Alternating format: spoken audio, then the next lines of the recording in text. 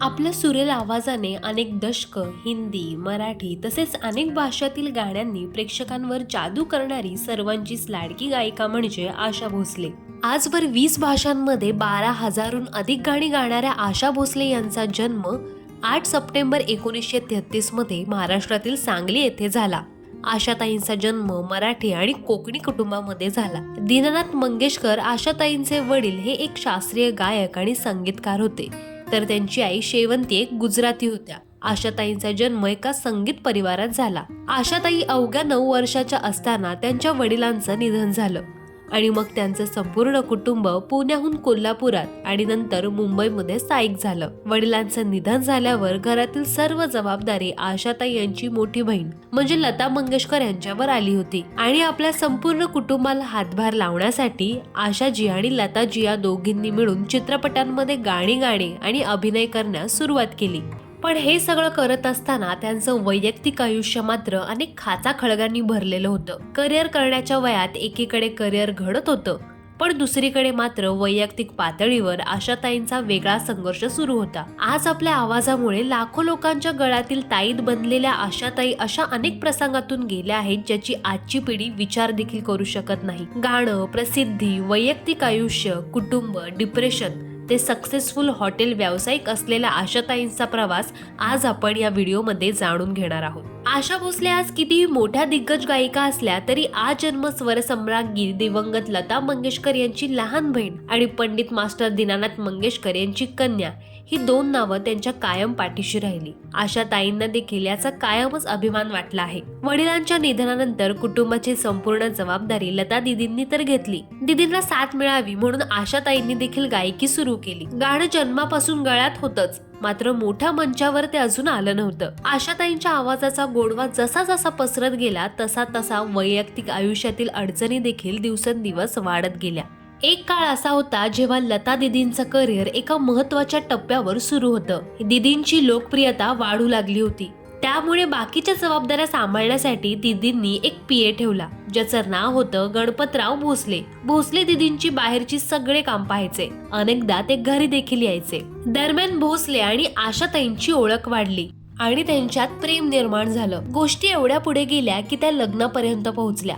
16 वर्षाच्या आशाताई आणि 31 वर्षाच्या गणपतरावाचं लग्न लावून देण्यासाठी घरचे सहमत नव्हते.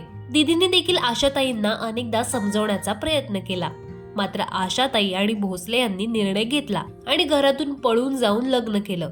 आशाताईंच्या लग्नानंतर अनेक वर्ष त्यांना मंगेशकर कुटुंबापासून दूर राहावं लागलं होतं. दोघांनी एकमेकांच्या सहमतीने लग्न केलं खरं, मात्र ते नातं फार काळ टिकू शकलं नाही. एका मुलाखतीत आशाताईंनी म्हटलं होतं की गणपतरावांच्या कुटुंबाने आशाताईंना स्वीकारलं नव्हतं. त्यांना अनेकदा मारण्याचा त्यांनी प्रयत्न देखील केला होता. अखेर एक दिवस असा आला जेव्हा आशाताई यांनी घरातून पळून माहेरी निघून गेल्या. पदरात असलेल्या 2 मुलांबरोबर आणि पोटात वाढत असलेल्या एका बाळासह त्यांनी ते घर कायमचं सोडलं. जवळपास 10 वर्षाच्या संसारानंतर 1960 मध्ये ते वेगळे झाले. गणपतरावाबरोबर घेतलेल्या निर्णयांचा आशाताईंना अनेक वर्ष पश्चाताप सहन करावा लागला होता. पहिल्या लग्नामुळे आशाताईंना अनेक त्रासाला सामोरं जावं लागलं. गाणं आशाताईंच्या रक्तात होतं आणि सासरच्यांनी तेच बंद करण्याची सक्त ताकीद दिली. आशाताई केवळ स्वयंपाकघरात जेवण बनवायच्या, पण त्यातही त्यांनी कधी तक्रार केली नाही. जेवण बनवणं त्यांच्यासाठी एक स्ट्रेस बस्टर होतं. जेवण करता करता त्या त्यांचे अनेक प्रॉब्लेम्स विसरून जायच्या. पहिल्या लग्नातून त्यांना ही एक चांगली गोष्ट मिळाली होती. भोसले यांचं घर सोडल्यानंतर 1956 मध्ये आशाताईंची ओळख आर.डी. बर्मन यांच्यासोबत झाली. तोवर आशाताई इंडस्ट्रीमधील चांगल्या गायिका झाल्या होत्या. तिसरी मंजिलच्या निमित्ताने आशा भोसले आणि आर.डी. बर्मन एकत्र आले.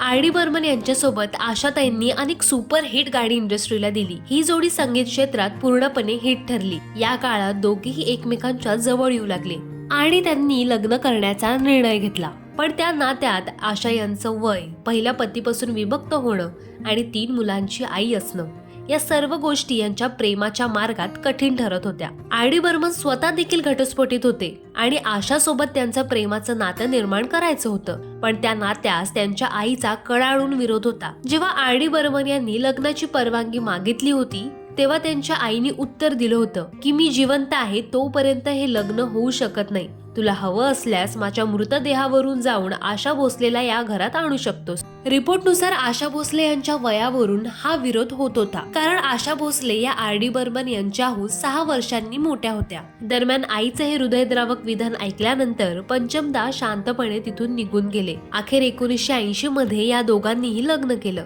दोघेही खाण्याचे शौकीन होते. दोघे एकत्र अनेक हॉटेल्समध्ये जेवायला जायचे. पण पंचमदा आणि आशाताई यांच्या म्युझिकल लव्ह स्टोरीची ही सफर जास्त काळ टिकली नाही. लग्नानंतर अवघ्या 14 वर्षांनी पंचमदांनी आशाताईंना सोडून वयाच्या 54व्या वर्षी अखेरचा श्वास घेतला. पंचमदाच्या जाण्यानंतर आशाताई पुन्हा डिप्रेशनमध्ये गेल्या होत्या आणि डिप्रेशनमुळे गाण्यापासूनही त्या लांब गेल्या. पण त्या काळात त्यांना पाककलेने बाहेर काढलं. कुटुंबियांनी त्यांनी स्वयंपाकघरात जेवण करण्यासाठी फोर्स केलं. आशाताई स्वयंपाक करू लागल्या. उत्तम जेवण करण्याची रुची त्यांना वाटू लागली. त्या डिप्रेशन मधून बाहेर आल्या. त्यानंतर त्यांनी आपली जेवण बनवण्याची आवड जोपासत पुढे हॉटेल्स व्यवसायातही उतरल्या. परदेशात आज आशाताईंचे आलिशान हॉटेल्स आहेत. तर आशाताई सोप्रेनो व्हॉइस रेंजसाठी प्रसिद्ध आहेत. अनेकदा आशाताईंना त्यांच्या अष्टपैलू व्यक्तिमत्वासाठी श्रेय दिलं जातं. आशाताई यांनी आपल्या कारकिर्दीमध्ये चित्रपट संगीत, गझल, भजने, पारंपरिक भारतीय शास्त्रीय संगीत, लोकगीते, कव्वाली आणि रवींद्र संगीत असे संगीताचे अनेक प्रकार आपल्या सुरेल आवाजाने रसिक प्रेक्षकांच्या समोर मांडले. हिंदी आणि मराठी या 2 भाषा सोडल्या तर आशाताईंनी 20 पेक्षा अधिक भारतीय आणि परदेशी भाषांमध्ये गाणी गायली आहेत. आशाताईंनी संगीत क्षेत्रामध्ये 8 दशकाहून अधिक अशी भव्य दिव्य कारकीर्द उभारली आहे. या काळातील कारकिर्दीत आशाताईंनी विविध भारतीय भाषांमधील चित्रपट आणि अल्बमसाठी गाणी रेकॉर्ड केली. 8हून अधिक दशकांच्या कालावधीमध्ये आशाताईंना अनेक पुरस्कार लाभले. आशाताईंना 2 राष्ट्रीय चित्रपट पुरस्कार, 18 महाराष्ट्र राज्य चित्रपट पुरस्कार, जीवन गौरव पुरस्कारासह 9 फिल्मफेअर पुरस्कार असे अनेक पुरस्कार मिळाले आहेत. यासोबतच 2 वेळा ग्रॅमी नामांकन अतिरिक्त सर्वोत्कृष्ट महिला पार्श्वगायक यासाठी 7 फिल्मफेअर पुरस्कार प्रदान करण्यात आले आहेत.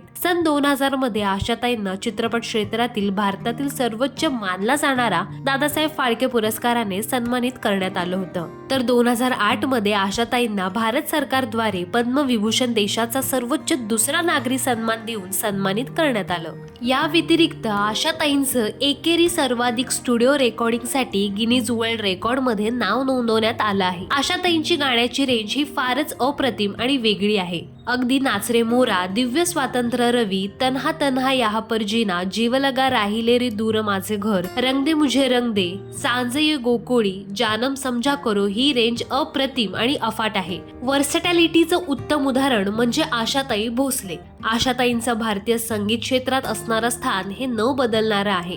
तर 2002 सालापासून आशाताईंच्या वाढदिवसानिमित्त चित्रपट संगीतात लक्षणीय कामगिरी करणाऱ्या पार्श्वगायकास अखिल भारतीय नाट्य परिषद आणि अन्य काही संस्थांच्या वतीने आशा भोसले पुरस्कार दिला जातो. जेवढा आशाताईंचा आवाज सुंदर आहे, त्या आवाजामागे असलेलं दुःख देखील तेवढंच खोल आहे. तेव्हा ही गोष्ट पडद्यामागची होती आशाताई भोसले यांची. पुढील गोष्ट पडद्यामागची कोणत्या कलाकाराची किंवा कोणत्या व्यक्तीची तुम्हाला ऐकायला आवडेल हे आम्हाला कमेंट्स मध्ये नक्की सांगा. त्यासोबतच अशाच माहितीसाठी इंटरेस्टिंग हब या चॅनलला लाईक आणि सबस्क्राईब करायला विसरू नका.